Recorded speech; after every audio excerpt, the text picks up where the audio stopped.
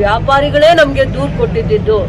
ನಗರಸಭೆ ವ್ಯಾಪ್ತಿಗೆ ಬರುವಂಥ ಫುಲ್ ಮಾರ್ಕೆಟ್, ಗ್ರಾಸ್ ಮಾರ್ಕೆಟ್ನ ಏನು ಡೆಮಾಲಿಷ್ ಮಾಡಿದ್ದೀವಿ. ಈ ಪ್ರತಿ ತಿಂಗಳು 1 ಲಕ್ಷನೋ 10 ಲಕ್ಷನೋ ರೆಂಟ್ ಬರಬೇಕಾಗಿತ್ತಲ್ಲ, 10,000 ಕೂಡ ರೆಂಟ್ ಬರ್ತಾ ಇರಲಿಲ್ಲ. ಅದಾದ್ಮೇಲೆ ನಾವು ಒಂದೇ ಒಂದು ಬಿಲ್ಡಿಂಗ್ನು ನಾವು ಮುಟ್ಟಲ್ಲ, ಡೆಮಾಲಿಷ್ ಮಾಡಲ್ಲ. ವ್ಯಾಪಾರ ಮಾಡೋಕ್ಕೆ ಯೋಗ್ಯವಾಗಿರೋ ಜಾಗ ಅಲ್ಲ, ಮತ್ತೆ ಸೇಫ್ ಇಲ್ಲ ವ್ಯಾಪಾರಿಗಳಿಗೆ ಅಂತ ಆಕ್ಟಿವಿಟೀಸ್ ನಡೀತಾ ಇದೆ ಅಂತ ಪ್ರತಿಯೊಂದು ವ್ಯಾಪಾರಿ ನನ್ನ ಹತ್ರ ಬಂದು ದೂರು ಕೊಟ್ಟಿಲ್ಲ ಅಂತ ಹೇಳಿ ಅವರು ದೇವ್ರ ಹತ್ರ ಹೋಗಿ. ಆದ್ಮೇಲೆ ವಾರ್ನ್ ಮಾಡ್ತಾ ಇದ್ದೀನಿ, ಇನ್ನೊಂದ್ ಸತಿ ಸುಳ್ಳು ಪ್ರಚಾರ ಮಾಡುವಂತ ಧೈರ್ಯ ಯಾರಾದ್ರೂ ಮಾಡಿದ್ರೆ ನಾನು ಸುಮ್ಮನೆನೂ ಇರಲ್ಲ. ನಾವು ಟಚ್ ಮಾಡಲ್ಲ, ಒಂದೇ ಒಂದು ಅಂಗಡಿ ಕೂಡ, ಒಂದೇ ಒಂದು ವ್ಯಾಪಾರಿನೂ ಕೂಡ ನಾವು ಟಚ್ ಮಾಡಲ್ಲ.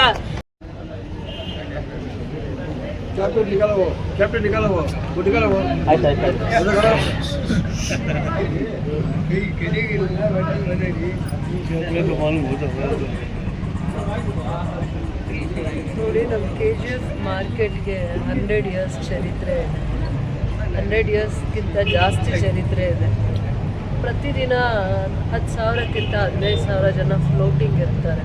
ಅದಾದಮೇಲೆ ಭಾಳ ದಿನಗಳಿಂದ ನನಗೆ ಮಾರ್ಕೆಟ್ ಒಳಗಡೆ ಹೋದಾಗ ವ್ಯಾಪಾರಿಗಳು ಮತ್ತು ವ್ಯಾಪಾರ ಮಾಡೋಕ್ಕೆ ಬರೋವಂಥವ್ರು ಎಲ್ಲರೂ ಕೂಡ ನಮಗೆ ಸರಿಯಾದ ರೀತಿ ಟಾಯ್ಲೆಟ್ ಸರ್ವಿಸಸ್ ಇಲ್ಲ ಅಂತ ಹೇಳ್ತಾ ಇದ್ರು. ಅಂದರೆ ವ್ಯಾಪಾರ ಮಾಡೋರು ಬೆಳಗ್ಗೆ 9-10 ಗಂಟೆಗೆ ಬಂದರೆ ರಾತ್ರಿವರೆಗೂ ಇರ್ತಾರೆ. ಮತ್ತು ಅಲ್ಲಿ ಬರೋವಂಥ ಕಸ್ಟಮರ್ಸ್ ಏನು ಯಾವಾಗಲೂ ವ್ಯಾಪಾರಕ್ಕೋಸ್ಕರ ಬರೋವಂಥವ್ರು ಮತ್ತು ವ್ಯಾಪಾರ ಮಾಡುವಂಥವ್ರು ಇಬ್ಬರಿಗೂ ಕೂಡ ಸೌಕರ್ಯಗಳು ಕಡಿಮೆ ಇದೆ ಅನ್ನೋವಂಥ ಫೀಲಿಂಗ್ಸ್ ಇದೆ. ಯೂಸ್ ಮಾಡುವಂಥ ಬೆಸ್ಟ್ ಟಾಯ್ಲೆಟ್ಸು, ಇನ್ಫ್ರಾಸ್ಟ್ರಕ್ಚರ್ಸು ತುಂಬ ಕಡಿಮೆ ಇದೆ ಇಷ್ಟು ಪಾಪ್ಯುಲೇಷನ್ಗೆ ಅನ್ನೋದು ಅವ್ರ ಮನಸ್ಸಲ್ಲಿತ್ತು. ಇವತ್ತು ನಾವು ಇದನ್ನು ಯಾರು ಟ್ರಾವೆಲರ್ಸ್ ಇದ್ದಾರೆ, ಅದಾದಮೇಲೆ ವ್ಯಾಪಾರ ಮಾಡ್ತಾರೆ, ಮತ್ತು ಪರ್ಚೇಸ್ಗೆ ಅಂತ ಹೊರಗಡೆಯಿಂದ ಬರೋವಂಥವ್ರಿಗೂ ಕೂಡ ಲೇಡೀಸ್ಗೆ ಸಪ್ರೇಟಾಗಿ ಮತ್ತು ಜೆಂಟ್ಸ್ಗೆ ಸಪ್ರೇಟಾಗಿ ಅವರಿಗೆ ಇನ್ನು ಸ್ವಲ್ಪ ಬೆಟರ್ ಇನ್ಫ್ರಾಸ್ಟ್ರಕ್ಚರ್ ಇಲ್ಲಿ ಮಾಡಿದ್ದೀವಿ. ಪೇ ಆ್ಯಂಡ್ ಯೂಸ್ ಟಾಯ್ಲೆಟ್ಸ್ ಇದು, ಮತ್ತು ಸುಲಭ ಶೌಚಾಲಯ ಮೇಂಟೈನ್ ಮಾಡುತ್ತೆ. ಇದು ಹೊಸ ಟಾಯ್ಲೆಟ್ ಬ್ಲಾಕ್ಸ್ ಇದು. ಲೇಡೀಸ್ಗೂ ಸಪ್ರೇಟ್ ಇದೆ, ಜೆಂಟ್ಸ್ಗೂ ಸಪ್ರೇಟ್ ಇದೆ. ಅದಾದಮೇಲೆ ಇನ್ನೂ ಒಂದು ಇಂಪಾರ್ಟೆಂಟ್ ವಿಚಾರ ನಿಮ್ಮ ಗಮನಕ್ಕೆ ತರ್ತೀನಿ. ಆಮೇಲೆ ಇದು ಲಾಸ್ಟ್ ಸ್ಟೇಟ್ಮೆಂಟ್ ನಾನು ಕೊಡೋವಂಥದ್ದು ಕೂಡ. ಅದಾದಮೇಲೆ ಪದೇ ಪದೇ ಇದರ ವಿಚಾರವಾಗಿ ಮಾತಾಡೋದು. ನಗರಸಭೆ ವ್ಯಾಪ್ತಿಗೆ ಬರುವಂಥ ಫುಲ್ ಮಾರ್ಕೆಟು, ಗ್ರಾಸ್ ಮಾರ್ಕೆಟ್ನ ಏನು ಡೆಮಾಲಿಷ್ ಮಾಡಿದ್ದೀವಿ ಈವರೆಗೂ. 20 ವರ್ಷದಲ್ಲಿ ನಗರಸಭೆಗೆ ಪ್ರತಿ ತಿಂಗಳು 1 ಲಕ್ಷನೋ 10 ಲಕ್ಷನೋ ರೆಂಟ್ ಬರಬೇಕಾಗಿತ್ತಲ್ಲ, 10,000 ಕೂಡ ರೆಂಟ್ ಬರ್ತಾ ಇರಲಿಲ್ಲ. ನಾವೇನಿವತ್ತು ಫುಲ್ ಮಾರ್ಕೆಟ್ನ ಡೆಮಾಲಿಷ್ ಮಾಡಿದ್ದೀವಿ ಅನ್ನೋದು ಏನಿದೆ, ಏನು ಇವತ್ತು ರಾಂಗ್ ರೂಮರ್ಸ್ನ ಹಬ್ಬಿಸ್ತಾ ಇದ್ದಾರೆ. ಅದಾದಮೇಲೆ ಇವತ್ತು ಅದು ಏನು ಡೈಮೆನ್ಷನ್ ಇದೆ, ಜಾಗ ಏನಿದೆ, ಏನು ಸ್ಟ್ರಕ್ಚರ್ಸ್ ಬರ್ಬೋದು, ಯಾವ್ಯಾವ ಬಿಸ್ನೆಸ್ ಅಲ್ಲಿಗೆ ಸ್ಟ್ರಕ್ಚರ್ಸ್ನ ಮಾಡ್ಬೋದು ಅನ್ನೋದಕ್ಕೆ ಇದಕ್ಕೆ DPR ಆಗಿದೆ. DPR ಆದಮೇಲೆ ಸರ್ಕಾರದ ಜಾಗ, ನಗರಸಭೆ ಜಾಗ, ಮಾರ್ಕೆಟ್ ಜಾಗ, ಅಲ್ಲಿ ಮಾರ್ಕೆಟ್ ಅವ್ರಿಗೆ ಅಂಗಡಿ ಬಿಟ್ಟರೆ ಬೇರೆ ಏನೂ ಬರಲ್ಲ. ಮಾರ್ಕೆಟು ವ್ಯಾಪಾರ ಮಾಡೋರ್ಗೆ ಅಂಗಡಿಗಳು ಬಿಟ್ಟರೆ ಬೇರೆ ಏನೂ ಬರಲ್ಲ. ಇದಾದಮೇಲೆ ನಾವು ಒಂದೇ ಒಂದು ಬಿಲ್ಡಿಂಗ್ನು ನಾವು ಮುಟ್ಟಲ್ಲ, ಡೆಮಾಲಿಷ್ ಮಾಡಲ್ಲ. ಆ ಜಾಗನೂ ಕೂಡ ವ್ಯಾಪಾರಿಗಳೇ ನಮಗೆ ದೂರು ಕೊಟ್ಟಿದ್ದು. ವ್ಯಾಪಾರ ಮಾಡೋಕ್ಕೆ ಯೋಗ್ಯವಾಗಿರೋ ಜಾಗ ಅಲ್ಲ, ಮತ್ತೆ ಸೇಫ್ ಇಲ್ಲ ವ್ಯಾಪಾರಿಗಳಿಗೆ ಅಂತ ಆಕ್ಟಿವಿಟೀಸ್ ನಡೀತಾ ಇದೆ ಅಂತ ಪ್ರತಿಯೊಂದು ವ್ಯಾಪಾರಿ ನನ್ನ ಹತ್ರ ಬಂದು ದೂರು ಕೊಟ್ಟಿಲ್ಲ ಅಂತ ಹೇಳಿ ಅವರು ದೇವ್ರ ಹತ್ರ ಹೋಗಿ ಹೇಳಿ. ಕಳೆದ 5-6 ವರ್ಷಗಳಿಂದನೂ ಕೂಡ ಆ ಜಾಗದಲ್ಲಿ ವ್ಯಾಪಾರ ಮಾಡಕ್ ಯೋಗ್ಯ ಇಲ್ಲ. ಫುಲ್ ಮಾರ್ಕೆಟ್ ಏನು ಗ್ರಾಸ್ ಮಾರ್ಕೆಟ್ ಇದೆ, ಇವತ್ತು ನಾವು ಡೆಮಾಲಿಷ್ ಮಾಡಿದೀವಿ. ನಗರಸಭೆ ಜಾಗ ಅನ್ಕೊಂಡು ಅಲ್ಲಿ ಮಾರ್ಕೆಟ್ ಬರುತ್ತೆ ಅಂತ ಅಂದ್ಬಿಟ್ಟು ಯಾರು ವ್ಯಾಪಾರಿಗಳದ್ದು ಜಾಗ ಕನ್ವಿನ್ಸ್ ಮಾಡಿ ಅವ್ರನ್ನ ನಾವು ಆ ಜಾಗದಲ್ಲಿ ಡೆಮಾಲಿಷ್ ಮಾಡಿದೀವಿ. ನಾಳೆ ಅಂಥ ವ್ಯಾಪಾರಿಗಳಿಗೆ ಅಂಗಡಿ ಕಟ್ಟೋದು. 20 ವರ್ಷದಲ್ಲಿ ಯಾವ ವ್ಯಾಪಾರಿಗೆ ಜಾಗ ಕೊಟ್ಟಿರ್ತೀವಿ ನಗರಸಭೆಯಿಂದ, ಅವನು ಒಂದೇ ಒಂದು ತಿಂಗಳು ಕೂಡ ರೆಂಟ್ ಕಟ್ಟೋದಕ್ಕೆ ಅವ್ನಿಗೆ ಶಕ್ತಿ ಇರಲ್ಲ. 10 ಜನ ಕೂಡ ಆ ಜಾಗದಲ್ಲಿ ಪೊಸಿಷನಲ್ಲಿ ಇಲ್ಲ, ಎಲ್ಲ ಬೀಗ ಹಾಕ್ಕೊಂಡು ಹೊಟ್ಟೋಗಿರ್ತಾರೆ. ಅವ್ರ ಪರಿಸ್ಥಿತಿ ಅವ್ರಿಗೆ ಹೇಳ್ಕೊಂಡ್ಮೇಲೆ ನಾವು ಆ ಥರದ್ದೊಂದು ನಗರಸಭೆ ಕಮಿಷನರು ಮತ್ತು DC ಹಂತದಲ್ಲೂ ಅವ್ರ ಗಮನಕ್ಕೆ ತೊಗೊಂಡ್ಬಂದು, ಸರ್ಕಾರದಲ್ಲಿ DMAಗೂ ನಾನು ಗಮನಕ್ಕೆ ತೊಗೊಂಡು ಬಂದು ಕಳೆದ 2 ತಿಂಗಳಿಂದನೇ ನಾನು ಇದನ್ನು ತೊಗೊಂಡಿದ್ದೀನಿ. PWD ಅವರು ಬಿಲ್ಡಿಂಗ್ ಯೋಗ್ಯವಾಗಿದೆಯಾ ಇಲ್ವಾ ಅಂತ ಕ್ವಾಲಿಟಿ ಚೆಕ್ ಮಾಡಬೇಕಾಗತ್ತೆ. ಅವರು ರಿಪೋರ್ಟ್ ಮೇಲೆ ಇದು ಯೋಗ್ಯವಾಗಿಲ್ಲ, ಯಾವುದಾದ್ರೂ ಸಂದರ್ಭದಲ್ಲಿ ಪಿಕ್ಚರ್ ರೋಡಲ್ಲಿ ಹೇಗೆ ಬಿಲ್ಡಿಂಗ್ ಬಿದ್ದೋಗುತ್ತೆ, ಇದು ಕೂಡ ನಾಳೆ ವ್ಯಾಪಾರಕ್ಕೆ ಯೋಗ್ಯವಾಗಿಲ್ಲ ಅಂತ ರಿಪೋರ್ಟ್ ಕೊಟ್ಟಾದ್ಮೇಲೆ ನಾವು ಬಿಲ್ಡಿಂಗ್ನ ಡೆಮಾಲಿಷ್ ಮಾಡಿದ್ದೀವಿ. ನಗರಸಭೆ ವ್ಯಾಪ್ತಿಯಲ್ಲಿ ಬರೋ ಯಾವುದೇ ಜಾಗ ಅಲ್ಲಿನ ಪ್ರೊಸೀಜರ್ಸ್ ಮಾಡೇ ನಾವು ಮಾಡಬೇಕಾಗತ್ತೆ. ನಗರಸಭೆಗೆ ವ್ಯಾಪ್ತಿಗೆ ಬರೋವಂಥದ್ದು ಮತ್ತು ನಗರಸಭೆ ವ್ಯಾಪ್ತಿಗೆ ಬರುವಂಥ ಮಾರ್ಕೆಟ್ ಜಾಗದಲ್ಲಿ ಏನು ಪ್ರೊಸೀಜರ್ಸ್ ಇರುತ್ತೆ ಅದನ್ನು ಫಾಲೋ ಮಾಡಿ ಡೆಮೋಲಿಷ್ ಮಾಡಿದ್ದೀವಿ. ಅಲ್ಲಿ ವ್ಯಾಪಾರ ಮಾಡೋರಿಗೆ ಅಂಗಡಿಗಳು ಬಿಟ್ಟರೆ, ಮಳಿಗೆಗಳು ಬಿಟ್ಟರೆ, ಬೇರೆ ವ್ಯಾಪಾರ ಇಷ್ಟು ದಿನ ಯಾರು ಅಲ್ಲಿ ಇದ್ದರು ಅಂಥವ್ರಿಗೆ ನಾವು ಅಕಾಮಿಡೇಟ್ ಮಾಡಿಕೊಂಡು ಇನ್ನೂ ಜಾಸ್ತಿ ಮಾಡ್ಕೋತೀವಿ ಅಲ್ಲಿ. ಅದಾದಮೇಲೆ ಇಡೀ KGF ಅಲ್ಲಿ 2 ವೀಲರ್ದು ಸಮಸ್ಯೆ, ಪಾರ್ಕಿಂಗ್ ಸಮಸ್ಯೆ ಇದೆ, ಇಡೀ KGF ಅಲ್ಲಿದೆ. ಅದಾದಮೇಲೆ ಬಸ್ಸಿಗೆ ಬರೋರಿಗೆ 2 ವೀಲರ್ ಸಮಸ್ಯೆ ಇದೆ. ಇಲ್ಲಿ ಯಾರ್ಯಾರು ಬಿಸ್ನೆಸ್ ಮಾಡ್ತಾ ಇದ್ದಾರೆ ಆಲ್ಮೋಸ್ಟ್ ಒಂದು 200ರಿಂದ 500 2 ವೀಲರ್ಸ್ ನಿಲ್ಲಲಿಕ್ಕೆ ಜಾಗ ಇಲ್ಲದೆ ಇರುವಂಥ ಸಮಸ್ಯೆನ ಎದುರಿಸ್ತಾ ಇದ್ದೀವಿ. ಇವತ್ತಿಂದ ಅಲ್ಲ, 5 ವರ್ಷದಿಂದ 10 ವರ್ಷದಿಂದ ಎದುರಿಸ್ತಾ ಇದ್ದೀವಿ. ಅದಕ್ಕೆ ಯಾವಾಗಲೂ ಒಂದು ಸಮಸ್ಯೆಗೆ ದಾರಿ ಹುಡುಕುವಂಥ ಪ್ರಯತ್ನ ಮಾಡಬೇಕು. ಅದನ್ನು ನಾವು ತಪ್ಪು ಪ್ರಚಾರ ಮಾಡೋದು, ಅಪಪ್ರಚಾರ ಮಾಡೋದು, ಜನಗಳು ಅಮಾಯಕರಿರ್ತಾರೆ ಅಂತ ಸುಳ್ಳು ಪ್ರಚಾರ ಮಾಡಿ ಅವ್ರನ್ನ ಯಾಮಾರಿಸುವಂಥ ಕರ್ಮ ನಮಗೇನು ಇಲ್ಲ, ಆ ಮನಸ್ಥಿತಿಯನ್ನು ನಾವಿಲ್ಲ. ಅದಾದ್ಮೇಲೆ ವಾರ್ನ್ ಮಾಡ್ತಾ ಇದ್ದೀನಿ, ಇನ್ನೊಂದು ಸತಿ ಸುಳ್ಳು ಪ್ರಚಾರ ಮಾಡೋ ಅಂಥ ಧೈರ್ಯ ಯಾರಾದರೂ ಮಾಡಿದ್ರೆ ನಾನು ಸುಮ್ಮನೆನೂ ಇರಲ್ಲ. ನಾನು ಸುಮ್ಮನೆ ಇದ್ದೀನಿ ಅಂತ ಅಂದ್ಕೊಂಡ್ರೆ, ನಾನು ಮೌನವಾಗಿದ್ದೀನಿ ಅಂದರೆ ಅದರ ಅರ್ಥ ಬೇರೆ ಅಂದ್ಕೊಂಡ್ರೆ ಅದಕ್ಕೆ ನಾನು ಬೇರೆ ರೀತಿಯೇ ಉತ್ತರ ಕೊಡಬೇಕಾಗತ್ತೆ. ಕಮರ್ಷಿಯಲ್ ಜಾಗದನ್ನು ಕಮರ್ಷಿಯಲ್ ಆ್ಯಕ್ಟಿವಿಟೀಸ್ಗೋಸ್ಕರ, ವ್ಯಾಪಾರಕ್ಕೋಸ್ಕರನೇ ಆ ಜಾಗ ನಿಗದಿ ಮಾಡಿದ್ದೀವಿ. ಹಿಂದೆ 20 ಅಂಗಡಿ ಇತ್ತು, ಇವತ್ತು ಕ್ಯಾಲ್ಕುಲೇಟ್ ಮಾಡಿದಾಗ, ಎಸ್ಟಿಮೇಟ್ ಮಾಡಿದಾಗ 120 ಅಂಗಡಿ ಮೇಲೆ ಅಲ್ಲಿ ಸ್ಟ್ರಕ್ಚರ್ ಬಡಕ್ಕೆ ಅವಕಾಶ ಆಗ್ತಾ ಇದೆ. ಕೆಳಗಡೆ 500 2 ವೀಲರ್ ಪಾರ್ಕಿಂಗ್ ನಿಲ್ಲಲಿಕ್ಕೆ, ಅದಾದಮೇಲೆ 75% 2 ವೀಲರು, 25% ಕಾರ್ ಪಾರ್ಕಿಂಗು ಅವಕಾಶ ಮಾಡಿ ಅದೇ ಒಂದು ಸಪ್ರೇಟ್ ಕಮರ್ಷಿಯಲ್ ಬ್ಲಾಕ್ ಆಗಿ ಡೆವಲಪ್ ಮಾಡ್ತೀವಿ. ಒಂದೇ ಫ್ಲೋರ್ ವ್ಯಾಪಾರಕ್ಕೆ ಮಾಡಿರ್ತೀವಿ, ಅದರ ಮೇಲೆ ಇನ್ನೇನೂ ಇಲ್ಲ. ಅದನ್ನು ಪ್ರೊಸೀಜರ್ಸ್ ಪ್ರಕಾರನೇ ನಾವು ಮಾಡಿರೋದು ಅಂತ ಹೇಳ್ತಾ ಇದ್ದೀನಿ. ಈ ಹಿಂದೆ 10 ವರ್ಷದಲ್ಲಿ ಮಾರ್ಕೆಟಿಂದ, ರಾಬರ್ಸನ್ಪೇಟ್ ಮಾರ್ಕೆಟಲ್ಲಿ 1000 ಅಂಗಡಿ ಇದ್ದರೆ 1000 ಅಂಗಡಿಯಲ್ಲಿ ನಮಗೆ 10 ಲಕ್ಷ ರೆಂಟ್ ಕಲೆಕ್ಟ್ ಆಗಬೇಕಂದ್ರೆ 1 ಲಕ್ಷ ಕೂಡ ರೆಂಟ್ ಕಲೆಕ್ಟ್ ಆಗಿರಲಿಲ್ಲ.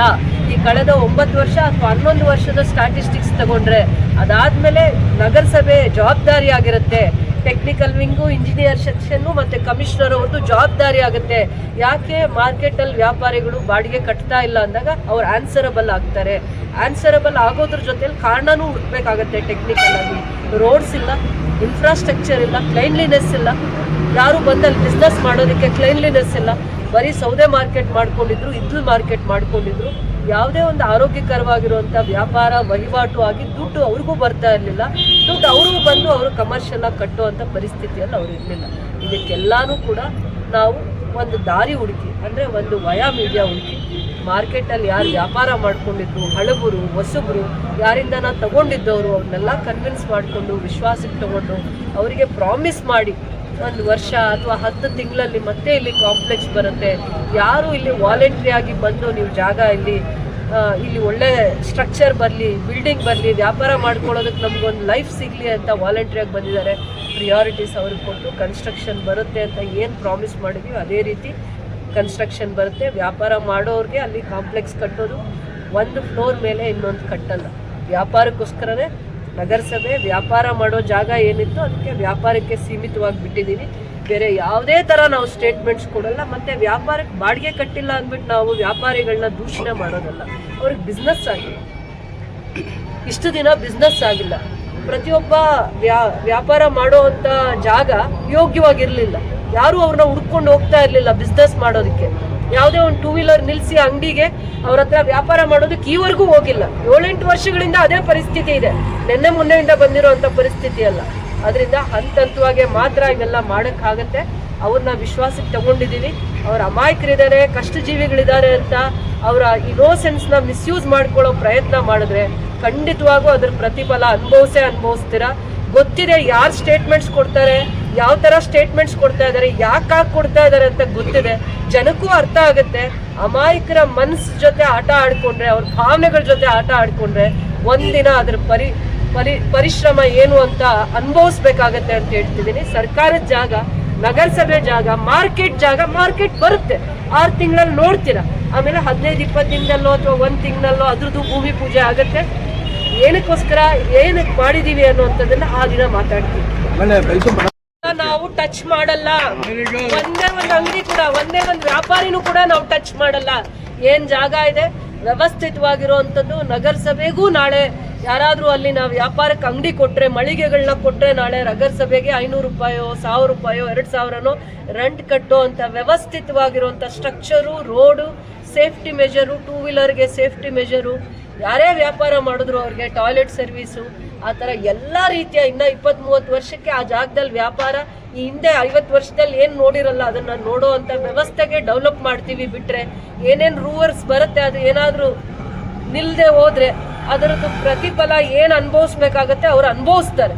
ಅಮಾಯಕರ ಜೊತೆ ಆಟ ಆಡ್ಕೊಳ್ಳೋದು ಬೇಡ, ಅಮಾಯಕರ ಭಾವನೆಗಳ ಜೊತೆ ಆಟ ಆಡ್ಕೊಳ್ಳೋದು ಬೇಡ. ಕಷ್ಟಜೀವಿಗಳ ಪರಿಸ್ಥಿತಿನ ಅರ್ಥ ಮಾಡಿಕೊಂಡು ನಾವು ಇನ್ಫ್ರಾಸ್ಟ್ರಕ್ಚರ್ ಕೊಡ್ತಾ ಇದ್ದೀವಿ. ಅದ್ರ ನೋವೇನು, ಅದ್ರ ಸ್ಟ್ರಗಲ್ ಏನು, ಅದ್ರ ಹಿಂಸೆ ಏನೇನು ಅನುಭವಿಸಿ ನಾವು ಒಂದು ಚಾಲೆಂಜ್ ಆಗಿ ತೊಗೊಂಡು ಕೆಲಸ ಮಾಡ್ತಾ ಇದ್ದೀವಿ, ಮಾರ್ಕೆಟ್ನ ಡೆವಲಪ್ ಮಾಡ್ತಾ ಇದ್ದೀವಿ ಅನ್ನೋದನ್ನ ಅರ್ಥ ಮಾಡ್ಕೋಬೇಕೇ ಬಿಟ್ಟರೆ ತಪ್ಪು ಸಂದೇಶ ಕೊಡ್ತೀವಿ ಅಂದರೆ ಅದಕ್ಕೆ ಉತ್ತರ ಕೊಡ್ತೀನಿ ನಾನು ಬೇರೆ ರೀತಿಯಲ್ಲಿ. ಡೆವಲಪ್ ಮಾಡ್ತಾ ಇದ್ದಾರೆ, ಮೇಂಟೈನ್ ಮಾಡ್ತಾ ಇದ್ದಾರೆ. ಮಾರ್ಕೆಟ್ ಒಳಗಡೆ ಸುಲಭ ಶೌಚಾಲಯ ಮೇಂಟೈನ್ ಮಾಡ್ತಾ ಇದೆ. ಅದೇ ರೀತಿ ಹಾಸ್ಪಿಟಲ್ ಪ್ರಿಮಿಸಿಸ್ ಅಲ್ಲೂ ಸುಲಭ ಶೌಚಾಲಯ ಮೇಂಟೈನ್ ಮಾಡ್ತಾ ಇದ್ದಾರೆ. ಕಂಪ್ಲೇಂಟ್ ಇಲ್ಲ ಕಸ್ಟಮರ್ಸ್ ಇಂದ. ಅದೇ ರೀತಿ ಹೊಸ ಬ್ಲಾಕ್ ಏನಿದೆ ಇದು ಹೊಸ ಬ್ಲಾಕ್ ಟಾಯ್ಲೆಟ್ ಬ್ಲಾಕು ಅದನ್ನ ಸುಲಭ ಶೌಚಾಲಯಗೆ ಕೊಡ್ತಾ ಇದ್ದೀವಿ ವ್ಯಾಪಾರಿಗಳ ಹಿತದೃಷ್ಟಿಯಿಂದ.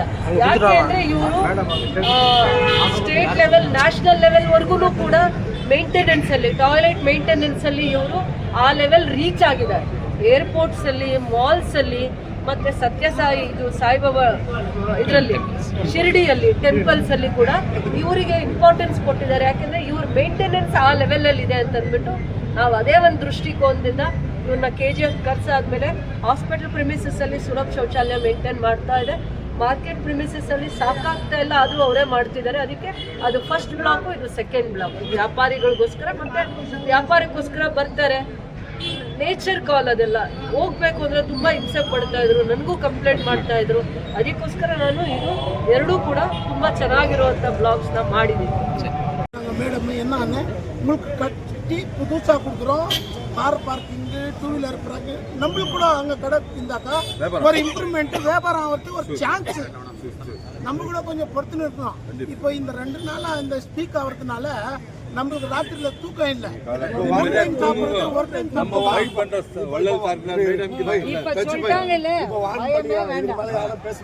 Okay madam. எது சொன்னாலும் மேடம்